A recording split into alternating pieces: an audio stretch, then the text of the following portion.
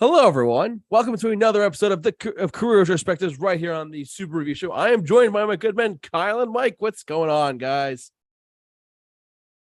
Hey, Yeah, we're glad back. to be here. We're We're back. back. It's been a little Back bit since again. we've done this, right? Tell a friend. Hey, no, don't let's get flagged by YouTube. No, no, no, no, no. Believe me, we did Singing. too. Yes. We did too much crap on our live 20 through 23 winter stream. Like we were singing songs too. We didn't get flagged. It was pretty crazy. So, anyways, this is besides the point though. As the title of this video slash podcast presents, we are going to be talking about breaking down and reviewing and ultimately ranking and reviewing and all the above to Paramore's This Is Why, an album that just got released. Was it last week or the week before? I forgot. Week before, I think.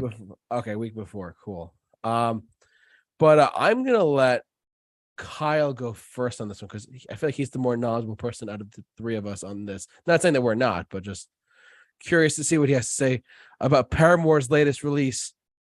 This Is Why. What do you got? Full disclosure, never been a huge Paramore fan. Just gonna put that right out in the open. Okay. I've always found their hits to be really good. Like Misery Business, That's What You Get, Crush, Crush, Crush. Great songs. I just named songs all from one album, but that goes for all their records. Their good songs are really good, and then the rest of them, I'm just kind of, That's how I feel about this album quite a bit. I will say, and I'll get into this more when we talk about specific songs, there were only 4 songs I took away from this entire thing. I was hoping for a lot more. I'm not one to say, oh, you need to go back to your old sound, because I like when bands, push themselves out of their comfort zone for, more or less so. This to me was not a surprise, and a lot of people were more turned off by the change in sound to more like an indie vibe going here. It doesn't surprise me at all. Since the last record, Hayley Williams released 2 solo albums, very much along these lines. I couldn't stand either of those. This is definitely a step up from those for me. But their last record, After Laughter, I wish they continued with more of that sound. That was really good. That really kind of bridged the gap between that pop punk sound and this more indie stylings, to say. That's where I wish they kept it. But that's where I'm at. I don't think this lived up to any, Paramore is coming back hype for me. But again, I've never been a huge fan of the band outside of a few select songs. So, it maybe their fans like it a little more. The online discourse about this one was actually surprisingly very split between people either saying it was garbage or saying it was a masterpiece and the best thing they've ever done. So, I'm probably somewhere in the middle, full disclosure on that. But looking forward to talking about the individual songs on here. Cool. I'm gonna go next if that's okay, Mike. Yeah, go for it, man. Yeah, cool. This might sound as a shock to some people, but it might not to a bunch of other people. I have never listened to a Paramore album in its entirety at all until we decided to do this. I was aware of them. I was aware of like Ain't It Fun, and a couple of the hits that Kyle mentioned as well. I mean, outside of that though, I just never truly got into them. I never I knew they were there. I just never got into them the way a lot of other people did at the time, especially during different times of their career. Like I know that very early on they did emo for a while, and there was a lot more of a pop punk sound at one point too. I do know that, but this is my full first listen through of an album of theirs in its entirety, and I was kind of surprised. There was a couple things I took away from it. There's a couple good songs here and there. I just was a little. I mean, it's definitely they said this was their first album in 5 years. I mean, I that's a long time to take a break between albums and whatnot, but well, not super long, but it's a long enough time to say oh, where's Paramore? But I will say that I'm kind of on the, believe it or not, I'm on the same side as Kyle. There was some things that I didn't really like, and there's a lot of things I actually did enjoy, truthfully. So, but yeah, I'm going to turn over to Mike for a second. I'm going to let Mike share his thoughts in a sec. Mike, what do you got? Oh, okay. Yeah, I thought you were gonna finish your sentence. No, I'm good. That's all I had to say. That's all I had to say. Good. Okay. Yeah. It's interesting. I found this album to have a lot of musicality, I guess if that's a word, to it, lots of different styles that it would seem like it was kind of, in a way, it felt like it was trying to blend a lot of different things going on, some dance stuff, some, a little bit of pop, rock, some indie rock, a little jazzy at times, or like even progressive with like some of the time signatures, but Mm-hmm. where I felt it struggles to live up to Paramore is in its choruses, and it's like in the catchy, but not in a way, like there's two types of catchy. There's bad catchy, like where it just gets stuck in your head, but you're not really a fan of it. It's just memorable in that it is simple, and then catchy as in it catches your ear and you actually enjoy what's presented. And I feel like the vocals in this on this album were kind of something that I felt like definitely fell short of what my expectations were for Paramore's usual, like their hits that I've heard, living up to those. Yeah, so definitely going into this, I'm not a Paramore type of guy. I've always been like Kyle was talking about. I know the hits, I know the songs that they're known for, and not I'm not like a huge fan of those songs, but I like them. I can enjoy them. And I'm not like, oh, it's terrible. It's just I'm not going to go out and seek them out like the average person would. So yeah, definitely lots to break down and kind of discuss about, the tracks of the album. So Cool. All right. Now that we've shared our initial impressions and thoughts, let's jump back over to the. If you're listening to us, just hear it, listen along. But this is the Wikipedia page, where it says that it gives the breakdown of the album and like predecessors and stuff like that. This is why was their sixth album released on February. So it was February 10th. It was 10 days ago. Okay. It was the singles were "This Is Why," "The News," and I'm gonna butcher that. Believe me, "Ses Kameka." I don't know how to say that. Forgive me. How do we say that? Comme ça. Yeah. How do we say it? C'est comme ça. Stay comme ça. I don't know why I butcher everything. Forgive me. Mama say, Mama sa, Mama sa. No. Exactly. Oh, easy. Wrong Michael artist. Jackson. Yeah. He's easy. breaking it down, man. All Michael right. Jackson's getting creative. Yeah, breaking down. Wannabe starting something there. And then the other single was "Running Out of Time," and it said apparently, according to critics, it received universal acclaim from critics. We'll get that in a little bit. Mm-hmm. We'll get that in a little bit. Let's go jump down to the track listing though, as we see here. So it's only 10 songs. It was pretty quick of an album too, only 36 minutes, which is actually I was surprised how quick it went. Truthfully, I was actually surprised about how fast the album went by. These are pretty like the longest song is like 4 minutes and 21 seconds. That's not that bad. But let's go down the track list. So "This Is Why," "The News," "Running Out of Time." I'm gonna butcher it again. How do you say it? What was it? C'est comme ça. C'est comme ça. Thank you. Kyle's over there enjoying himself. Kyle's like, damn it, JT, why can't you speak? All of a sudden, Kyle waves in like random people who are just like, he's like running. I want to hear him butcher it again. Someone's making a meme of that right now somewhere. Big Man, Little Dignity, maybe, I don't know. You First, Figure Eight, Liar, Crave, and Thick Skull.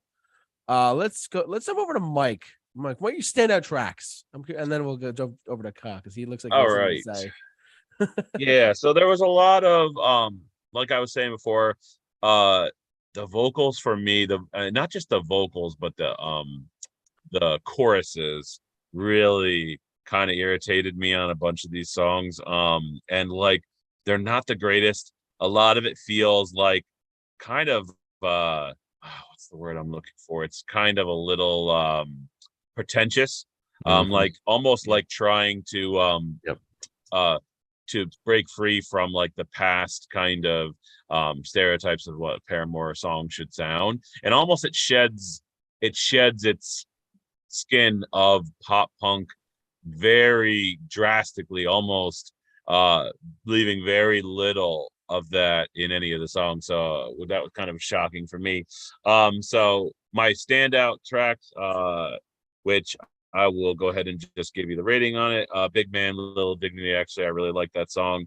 Was a 7 for me. Kind of sounded like Quedeca when it first started out. Like it's the weirdest thing, but you know how like Quedeca would have like those weird organs in the background, and then you'd hear like, you know, like it would kind of do that. Like that song starts out like that, and I was like, Quedeca? Question mark.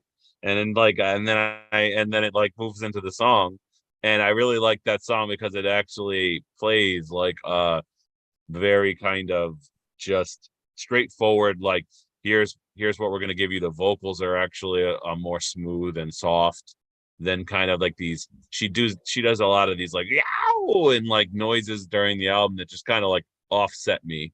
So yeah, that was like the first song out of all the first 4 that I actually was like, okay, I actually would listen to this song again. Maybe I wouldn't have it on a playlist or anything, but I would listen to this again and actually sit down and enjoy it. Yeah, and then my other standout track was Liar and Crave. Those were like Liar was a 7 and Crave was like coming in at like a 6.5. And Crave felt almost like Big Man, Little Dignity Part 2 had a very similar song to it. Like it had almost like I could hear the same kind of song accompaniment to the beginning of Big Man, Little Dignity. So, and then Liar, the vocals were actually for once like very soft and like inviting versus like some of the more sharper notes that she's trying to pull off, and the aggression on her vocals in some of the other songs. And my stand down tracks, Thick Skull has to be one of the worst album enders I think I've like heard in a long time. I mean, I literally almost went into a coma. Like I literally had to keep like a doctor standing by, just to make sure I didn't like kind of just go into like some kind of a coma or something. But it's just horrible. It just there's nothing good about it. It just has very few moments of the lyrics are so strange. So strange. Lyrics are kind of strange in a lot of these songs, but I feel like it's definitely one of those kind of albums that's making a message about like the pandemic or like the news or like things of that manner. And it's we get it, like that's something that's going to be happening for a long time before we begin to turn the gear towards something normal. So I just kind of go down real quick. This is why I was like a 5 out of 10. Chorus is not interesting, and just and what's kind of cool about this album is it's got a lot of cool little things going on, little kind of the drumming is fantastic on this album. Like the drumming and some of the bass parts are very funky, very dance, very it's got some synth kind of feels to it at times. It's synth rock, like new wave, ish kind of stuff on it.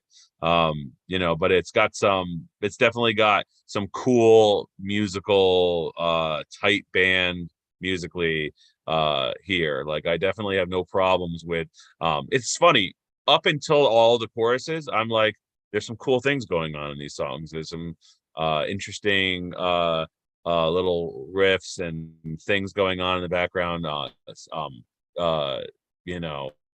Song structure, like drumming, offbeat, kind of cool little things. And then like the chorus kicks in, and I'm just like, this is the chorus? It's not memorable at all. You know what I mean? Same thing with the news. Actually, was a little memorable with some of what was going on. But once again, 5 out of 10. Vocals kind of suck on this. They completely lose me. She's doing all kinds of weird, like noises, and I just totally took me out. Once again, same thing, running out of time.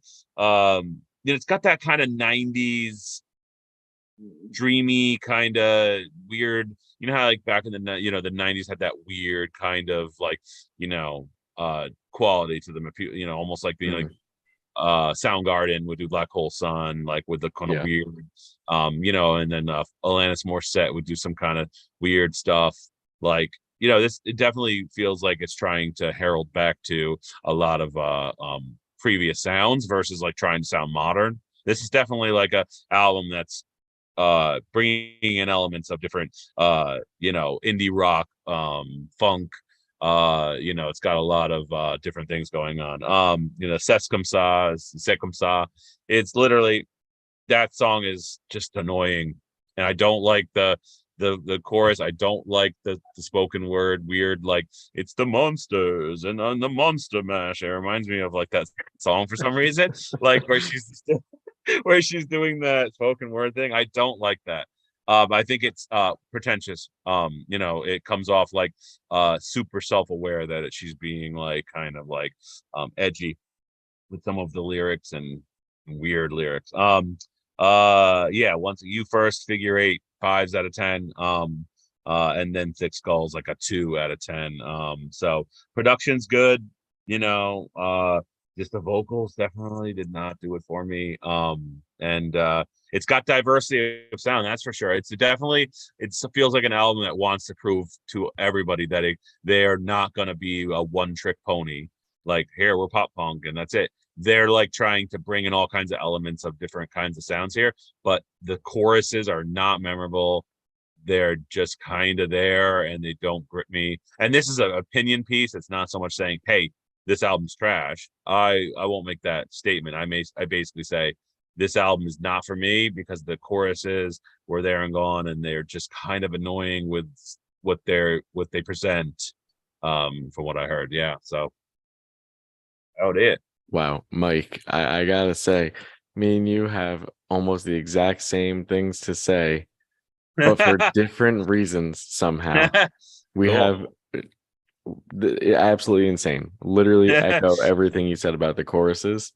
But JT, I'm gonna get into my song things that my song rankings. That's good with you.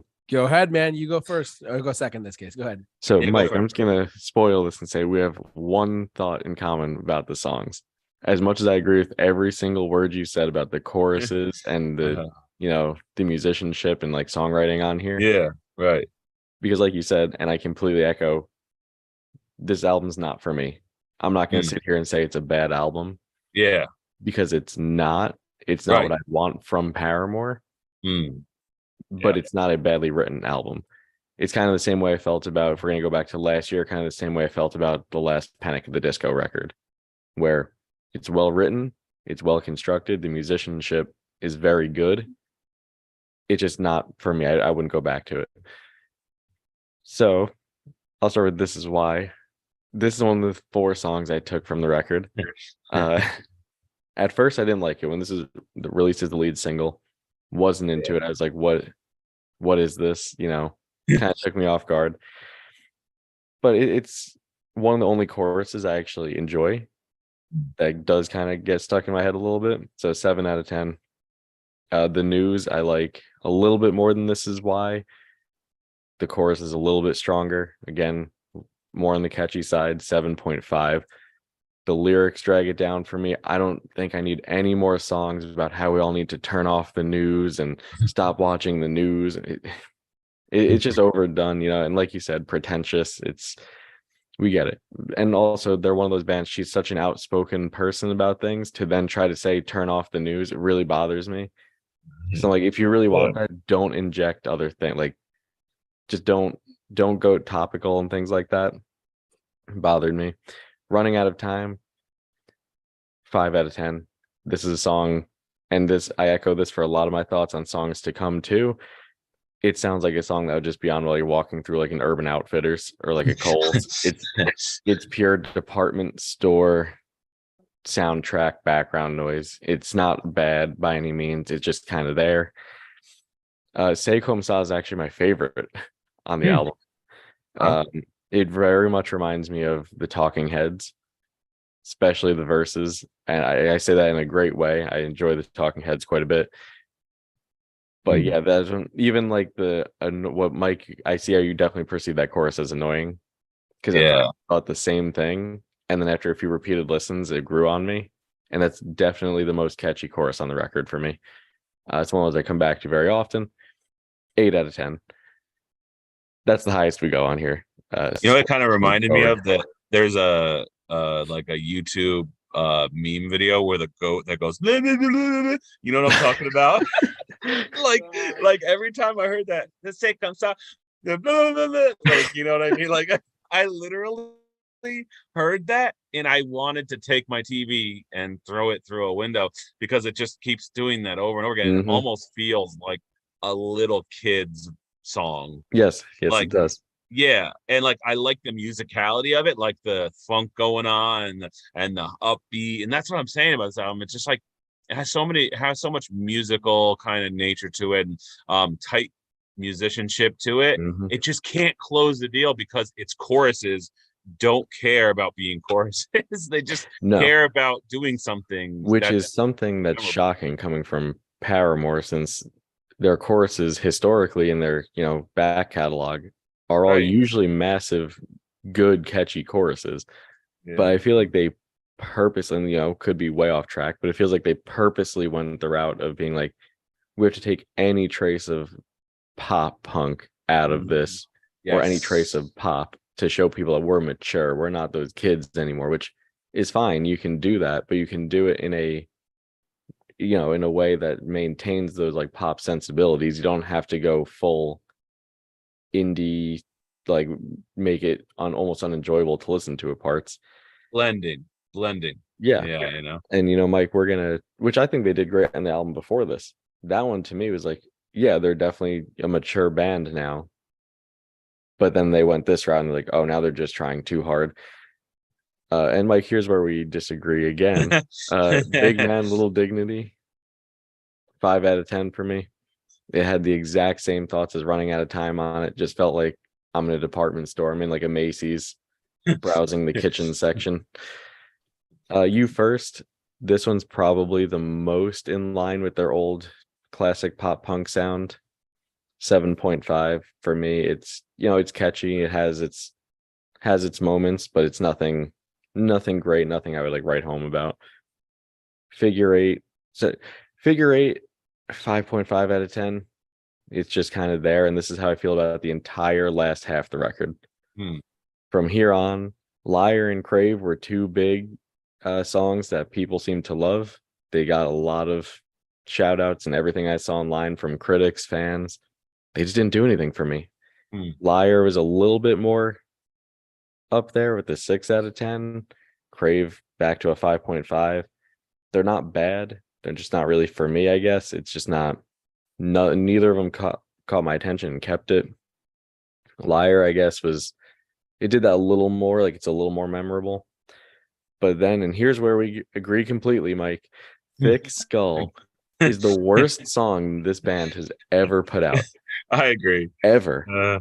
And we even had the same score, 2 out of 10. Yes. It was to the point where I was listening to it, I'm like, this isn't a song. It's just like random ramblings that don't really make any sense. It's not even like, for me to go that low, a song has to be really, really bad. Like it has to be almost to the point of unlistenable. And unfortunately, that song went there. And unfortunately, even more, it's the last track of the record, which really puts a sour note on the ending. So, I mean, as a whole, is it a bad record? No. It's pretty mid for, my personal tastes. If you like this kind of pretentious indie vibe, you'll probably like it. If you're a diehard Paramore fan, you're probably going to like it. But and like, it fails to contain any kind of previous old Paramore sound in order to kind of double down on some of the newer albums kind of venturing in sound and kind of style. It's really trying to flex those kinds of muscles of like some of the indie rock and like funk and kind of new indie rock sound, and in a lot of ways it definitely comes off as a diversity of sound. But I lately in the pop world, I tend to be a chorus guy, and the choruses like someone might like them, which is why I didn't say it was a bad album. I just don't like the chorus. Personally, is it a trash chorus to everyone? No, maybe some people like that first song, has that kind of weird quality to it. The lyrics kind of threw me off in a lot of these songs. So it's definitely not a top tier lyrical album. It's honestly probably up there with some of the worst lyrics they've done, which isn't really saying much because Paramore is not really a band I go to for insightful or deep lyrics. Yeah, but these ones, a lot of them were borderline nonsensical. Now, Mr. J Man. Oh my God. Well, for those of you who are keeping track at home, we're on the same page. Believe it or not, this might be the first time we're all three on the same exact page. This might be the first time this has ever happened where the three of us who have very eclectic, different musical tastes. And what's weird is that me and Mike somehow managed to be on the exact same page with entirely different standout tracks. That's even it's a weird day right now. It's weird. Yeah. I want to point out a couple things. So let me just first start off by saying this: the first 4 songs on the record are the first 4 singles that were released. And Kyle, you know what I'm going to bring up. The last time I remember this happening was, if I'm not mistaken, that I can remember, was Father of All. Yes, that the did first happen. 4 songs. And I hate when bands do this. I know. It's like, guys, release one song from the beginning of the record, release a middle song, and then really Green Day released Father of All, Fire Ready Aim, Oh Yeah, and Meet Me on the Roof, and then that was the first 4 songs on the record. And ironically enough, it was almost the same runtime. Yep. This somehow manages to be almost 10 minutes longer though. Yes, unfortunately, but yeah. I had to bring that up because I know that you and I were, when Father of All came out, we were like, this is so short. I just hate when bands do things like this, because now it's like, why? I want to hear the record, right? Yeah. But now I already know the first pretty much half of it because I've heard it in the singles. It's actually, after Father of All is the reason that I'll only listen to 2 or 3 singles before an album now. If a band releases, a third or fourth, depending, I won't listen to them because I'm an album guy. I like to listen to the full album as a piece of art first. And then from there, if I want to come back to select songs, I'll do it. But when I was listening to this one, I didn't listen to Running Out of Time. I knew that they released that, but I was like, I'm not going to listen to a 4th one because at that point, it's almost half the record. Right. I hate that guitar in Running Out of Time. Oh, I know, it's terrible. But when I was listening to this, I was like, by the time I got done with Say Comme Ça, I was like, well, I already heard almost all of this. So it ended up, when I was listening through it again, it was just kind of like background to me. Yeah, in the beginning. Yeah, exactly. So, but I had to mention that because the first thing that popped in my head was like, oh, when I first saw the first 4 songs with the 4 singles that got released, I'm like, where's Father of All? Let's be real. Green Day, Father of All, Mother F's. Anyways, but yeah, and also anyone who listens to us for any period of time, I'm a title track guy. For some reason, the first song, bam, this is why it worked for me. It wasn't a great song, wasn't like anything like super spectacular, but I enjoyed it for what it was, and like a 7 out of 10, truthfully, not bad. The News, I am in complete agreement with Kyle, and I think Mike chimed in on this too. The News, if you're gonna call a song The News, why don't you just parody it while you're at it too? Because let's face it, no one likes to watch the news to begin with because of the times we live in, COVID and everything else. Let's be honest. No one cares. I personally don't care. I am not one to get political, but I don't watch the news, period. Because it's just too much for me to handle as a person. I just don't want to watch what's going on in our world today. I just don't. And I don't want to hear anything. I don't want to hear anything, regardless if it's left or right or in the middle. I don't like hearing any of it. That's just me. Running Out of Time, again, strange. Definitely a Coles song. I could go to the Coles near us and be like, hey, let's go to, there's Paramore on. What? Whatever. I'm gonna butcher it again. Even though I know you just heard it. C'est comme ça. I'm gonna butcher it again. I'm sorry. I can't say this for my life. C'est comme ça. C'est comme ça. C'est comme ça. Thank you. C'est comme ça. C'est comme ça. C'est comme ça. What you gotta do is just listen to the think of the song in your head. C'est comme ça, c'est comme ça, la la la la. You know, The goat. you know what I'm saying? Like, yeah. Just when you think about it, think of me doing that so that you can never ever want to listen to that song again. Yeah, because like and plus the title alone, I'm like, you know, I like title, like I like some songs with like big good titles. I'm like, but this is like, are you illiterate? What's going on? Like, are you okay? Is everything all right over there, Haley Williams? Are you okay? Big man, pretentious French titling. Pretentious French titling. That's the name of Mike's new album. Yeah, next that's year. my new 70s prog rock album. Yes, it's gonna sound like Pink Floyd, and it's gonna be great. On 8-track.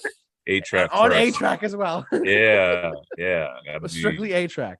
Not vinyl. No.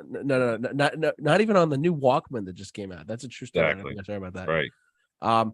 Big Man, Little Dignity. It's just there. I mean, I like it, but it's like, it's kind of like, this is the part I agree with what you both just said. It's kind of like on the album. It's like, this is where the album just starts to take a bit of a nosedive, just a slow decline until Thick Skull towards the end. We're like, look, I actually think I'm reversed than you guys. I am. Yeah, Mike is the album that. actually. I'm that album actually comes to life at Big Man, Little Dignity, Liar and Crave. Big Man, Little Dignity, and Liar and Crave should have been the beginning, and then this should have been the middle, and then like I take Thick Skull right off and just throw it in the garbage. But I kind of would Figure Eight and You First, just literally you could have just, they're not even there, they're just background sounds, like just except Figure Eight has an annoying vocal chorus in it that just kind of like does something that it hits me wrong. But it's weird how I'm the complete opposite. it just happens to be like that somehow. yeah let me just finish up here really quick too. I think it was Figure Eight had had to start off with a really like weird guitar riff in it, and it just kept going throughout the song. Was that one? Oh my god, I was driving when I listened to it for the first time, and I was like, should I hit a pole or not? Should I go and run into a tree or something? What's going on? I mean, I don't know. That was a strange track. For some reason, like, it was like the riff in it was like just so almost like her vocals turned into a guitar riff for some reason. It was like, hey, whatever way, I mean, it was really started to get all weird on me. Liar, Crave, all right, and then you get then to Thick Skull, and you're like, really? This is the last. I can see why it's the last song, but like for some reason, like this, I guarantee you, some Paramore fans are like, this is the greatest thing since their debut album's first single. There's gonna be someone like that. It's boring. I don't understand how like you could even put this out as a single, not a single, just on a record. It's like unnecessary. It's the perfect word. The perfect word to describe it is filler. It's a great filler song. Let's put it that way. Yeah. And let's just be honest. Like, plus the name of it, Thick Skull. I thought when I first read it, I was like, all right, this is gonna be like someone who's like, I thought like my interpretation before I even heard the song was like, all right, maybe they're gonna have like someone's gonna be like they're gonna have like a problem. Maybe she's gonna have a song about like someone dealing with issues or something like that. But no, this was just like weird, like a jumble mess of something. I don't even know what it was. Yeah. It's just creepy. The lyrics are weird, and just kind of like being grotesque in its analogy of picking up broken people's, what I guess it's like, I was reading the lyrics for it, it's like talking about how she's attracted to broken people and she picks them up, and now she's got blood on her hands, she's been caught red-handed. Well, it's just like it's exactly what I'm talking about. It's so obvious. Call that mental illness. We do. Like, it's so obvious what she's going for that it almost becomes like parody of someone trying to make an analogy. Like, it's just like bad, you know what I mean? It's just the whole it's just not good, and it should have been left in a notebook that she wrote that no one sees the light of day. Like, oh, I wrote this weird piece about this, a person who's like involved in this kind of thing, and I'm just not going to have anyone hear it because it's my own personal thoughts. Like, let it stay there and not make it its way out. Like, just don't make a song out of this. Just, I wonder yeah. if I wonder if she's high when she wrote it. I really wonder. Yeah, probably.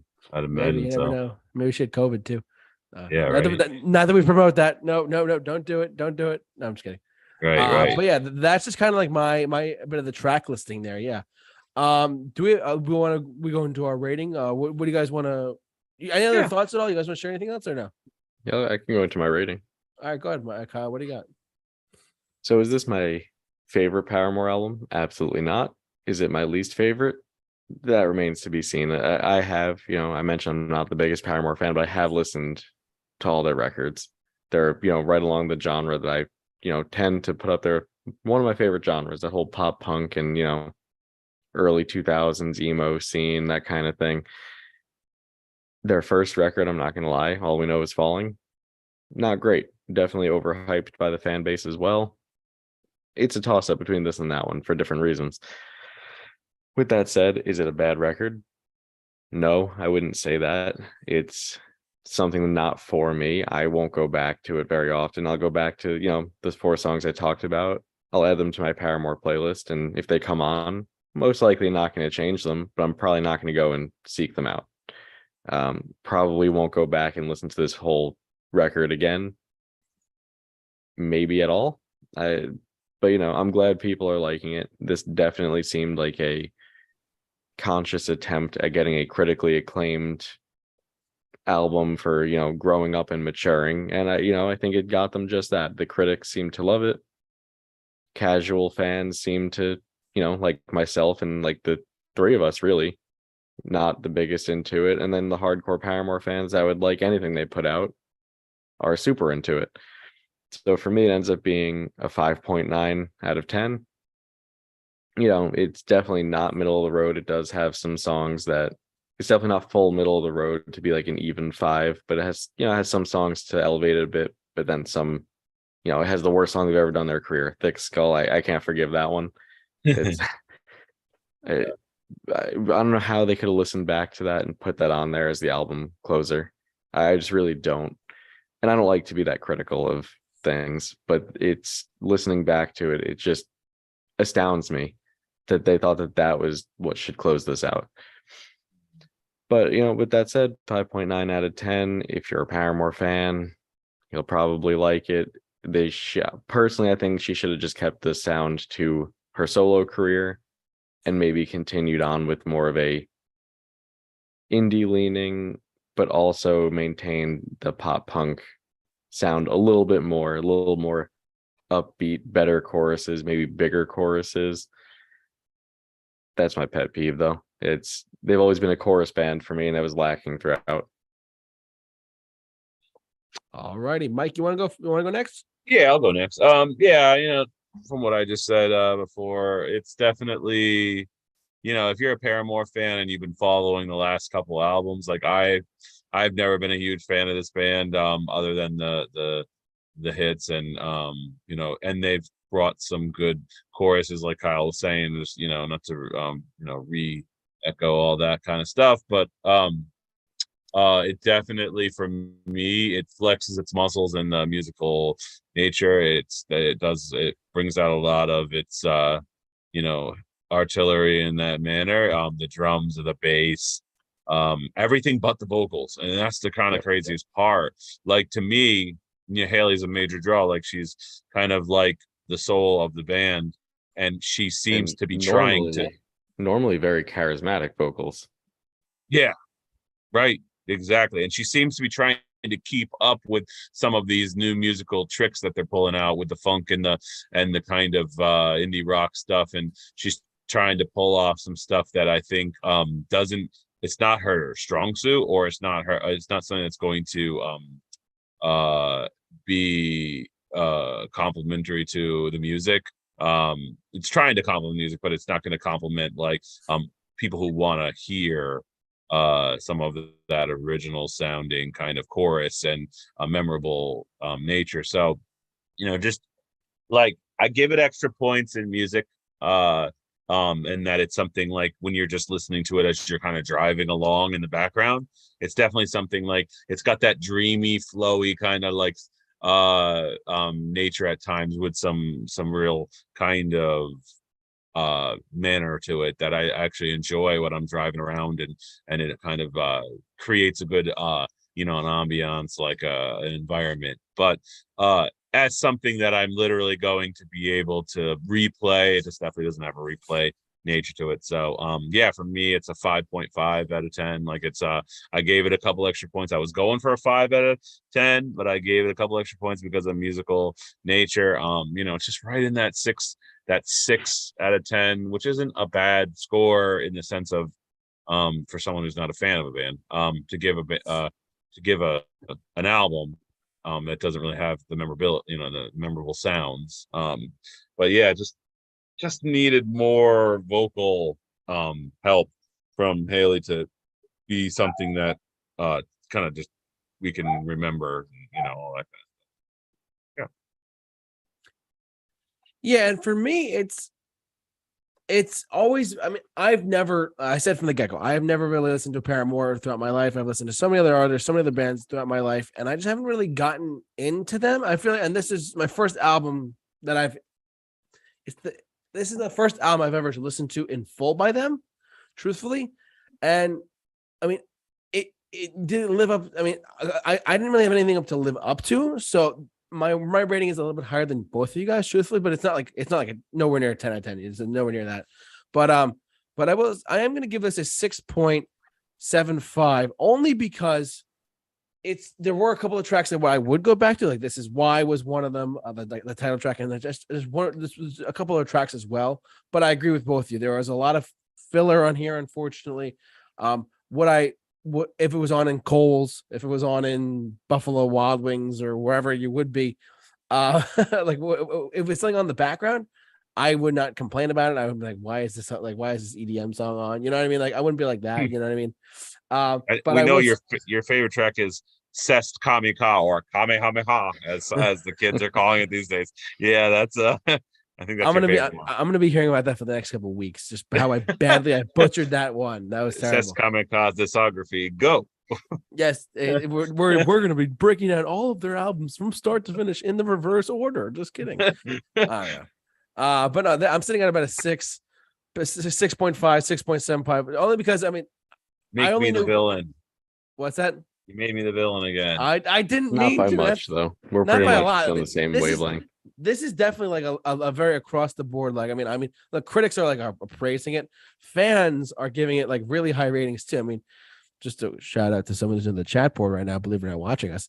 He says it sounds like it's a passion project for the fans. Really enjoyed it. 9 out of 10. I mean, that's just, I mean, kudos to you, man. Great for the people. I like it. Yeah, I mean, I think that's what it is. I think if you're a Paramore fan, you're gonna love it. You're gonna appreciate it. You're gonna be like, this is one of the coolest things I've heard in a long time. Whatever. Yeah. You might feel like that, yeah.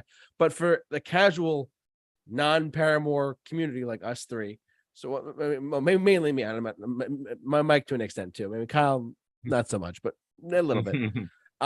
Truthfully, it's just not for me. I guess you could say. Like, I'm not gonna complain about it. I'm not gonna say like this sucks. I'm not gonna sit there and be like, this is a terrible album, because I have nothing else really to base it on to make a fair judgment to say that. So like, and I would have to listen to more Paramore albums to go into actually saying something like that. But truthfully, I enjoyed most of what I heard, but the second half of this album really just hit hard, like in a bad way for me, truthfully. So I'm saying about a 6.5 out of 10. And what's interesting is it's almost like a class in musical kind of vibes, if you will, like that they put on in this album that I think a lot of other bands could learn from. And that's what's kind of cool about it, is it's like they're putting on a show of just all kinds of different things going on, upbeat, some of the upbeat natures of the song, some of the more like the what was it, Liar. I thought that was the vocals almost remind me of like Carol Carpenter or something, or like something from the 70s, and then all of a sudden you have This Is Why, which has like a very kind of it just has like a funky kind of thing. Like they seem like they're doing all kinds of different stuff, coming from all different kind of angles of music, to really prove that they're just not a band who's defined by their past but their future. And like that's great, but like I am a past guy.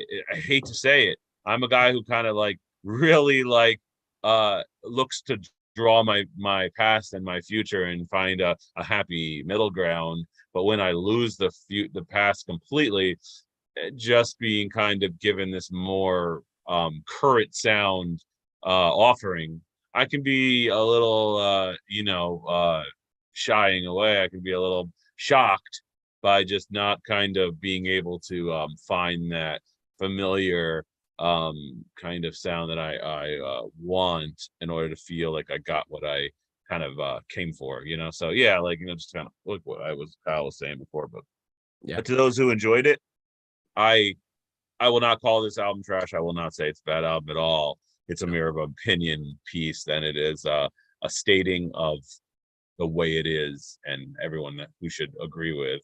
Yeah, it's definitely an opinion of mine.